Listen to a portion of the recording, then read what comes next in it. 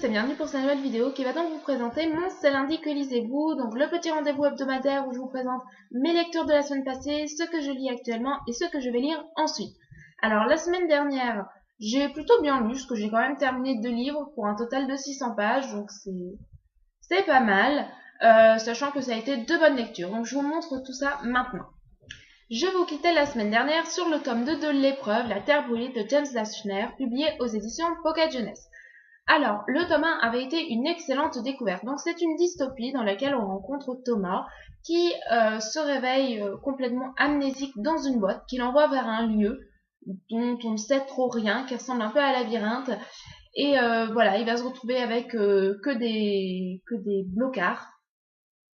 Voilà, des garçons dans la même situation que lui. Et donc, le but, ça va être d'essayer de se sortir de là, de se sortir de ce labyrinthe, et puis de découvrir un petit peu pourquoi est-ce qu'il a été amené là, qu'est-ce qu'on attend de lui, etc.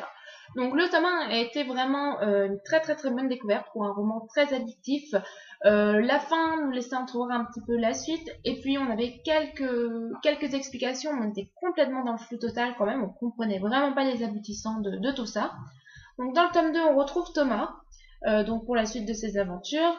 Encore une fois, on est vraiment, même si on a pas mal d'éléments dans ce tome 2, on est encore perdu, on comprend pas trop les aboutissements de tout ça, qu'est-ce qu'on attend de Thomas, qu'est-ce qu'on veut lui faire faire, enfin voilà, plein de questions qui subsistent malgré la fin de ce livre. Donc c'est un livre qui, malgré ses 400 pages, se lit vraiment très vite, très addictif. Voilà, donc c'est pas écrit très gros, mais voilà, il y a pas mal de dialogues, ce qui fait que les pages se tournent assez vite. Les chapitres sont petits et s'arrêtent toujours ou presque toujours à un point crucial, ce qui fait qu'on a toujours envie d'avancer et que c'est un petit peu compliqué pour couper. J'ai dévoré les 100 premières pages, mais voilà, j'ai commencé super tard dans la soirée et je me suis vraiment pas couchée tôt, donc voilà, on est vraiment pris dedans, on voit pas l'heure tourner et c'est super super prenant.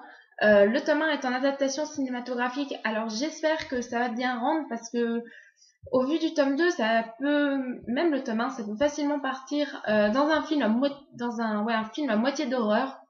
Donc voilà, je suis assez curieuse de voir comment ils vont tourner tout ça. En tout cas, un tome 1, un tome 2 que j'ai beaucoup apprécié, donc avec de l'action, vraiment une action très prenante, des traîtrises, des retournements de situation. On est vraiment mené par le bout du nez parce qu'on sait pas qui croire, on sait pas que croire. On est sans cesse sur le réserve, un petit peu comme nos héros. Et voilà, donc c'est vraiment une très très très très bonne découverte. Le tome 3 est paru en VO, donc j'attends sa parution VF qui devrait arriver dans le cours de l'année. Je me suis pas renseignée trop de quand, mais voilà, ça devrait pas trop tarder. En tout cas, c'est vraiment une série que je vous recommande énormément pour tous les amateurs de dystopie. C'est une dystopie, voilà, c'est pas une dystopie avec un triangle amoureux ou quelque chose comme ça. C'est vraiment une dystopie menée sur l'action. Et je vois pas trop à quoi je pourrais la comparer. Je vous dirais bien Hunger Games, mais c'est quand même vraiment très très différent d'Hunger Games. Voilà, mais disons que ce qui est comparé à Hunger Games, c'est l'histoire de l'action.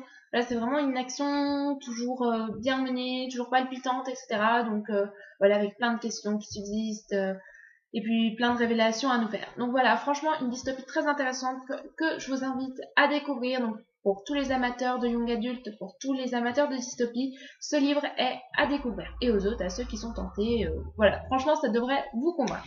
Et l'autre livre que j'ai lu, que je n'ai pas sous la main parce qu'il y a ma mère et ma soeur qui sont en train de le lire, il s'agit du Chant du Troll de Pierre Bottero, donc publié aux éditions Rageot. Donc voici un aperçu de la couverture maintenant.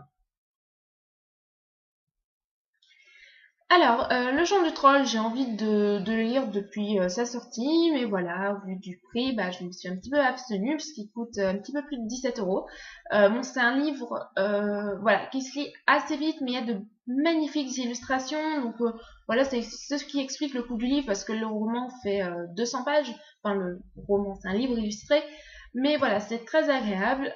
L'histoire m'a beaucoup surprise, je m'attendais pas du tout à ça. Je n'avais lu quasiment aucune chronique. Donc voilà, je savais pas du tout à quoi m'attendre et j'ai pas envie de vous dire de quoi parle le livre parce que c'est tellement surprenant, je m'attendais pas à ça. Au départ, quand j'ai commencé le livre, j'étais vraiment très surprise. C'était un peu bizarre, mais pas désagréable, mais assez bizarre. Et puis, bah, quand j'ai vu où l'auteur nous emmenait et tout ça, quelle était son idée, j'ai trouvé ça vraiment intéressant. Un petit peu prévisible, mais voilà, intéressant, émouvant, très bien écrit, très bien dessiné, voilà. Il y a que du bien dans ce livre. Bon, ça n'a pas été un coup de cœur. Pourquoi? Bah, je peux pas vraiment vous le dire. J'ai rien à reprocher à ce livre, mais voilà, il a manqué un petit truc pour que ça fasse un coup de cœur. En tout cas, ça a vraiment été une excellente découverte. Et je vous recommande de lire ce livre de Pierre Bottero. Voilà, il ne me reste plus beaucoup de livres de Pierre Bottero à lire. Du coup, il ne me reste plus que 3. Voilà, je laisse durer le plaisir. Mais vraiment, Le Chant du Troll, c'est un beau livre pour vraiment pour tout public parce que voilà, le thème abordé n'est pas si simple que ça.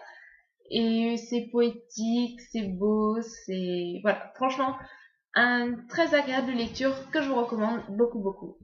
Alors, mes lectures numériques sont au nombre de 2. Il y a toujours Vampire Academy, le tome 4, donc c'est trou de mémoire, Promesse de sang de Richelle Mead, publié aux éditions Castelmore. Donc voici un aperçu de la couverture maintenant.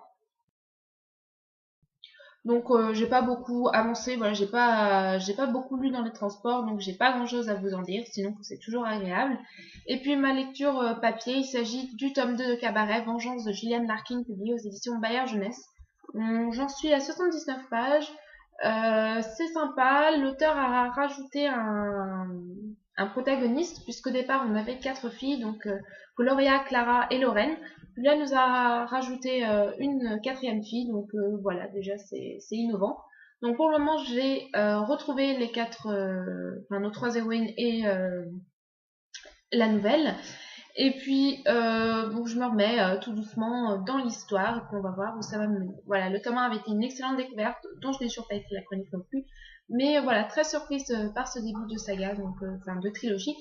Donc je vais voir où tout cela me mène. Alors cette semaine, j'espère encore pouvoir lire 2 livres. Donc j'aimerais terminer Vengeance. J'aimerais lire aussi le tome 1 de The Hedge of New World, donc Saragota Woods de Elizabeth George, publié aux éditions Face de la Cité. Un livre qui me tente énormément. Et puis bah au moins commencer Farlander de Cole Buchanan. Buchanan, je sais pas. Voilà, on va dire Buchanan, Buchanan, si on fait vraiment à la française. Donc aux éditions Milady que j'ai reçues via Masse Critique de Babelio. Donc j'ai essayé de le lire rapidement parce qu'il est assez gros, il fait presque 600 pages.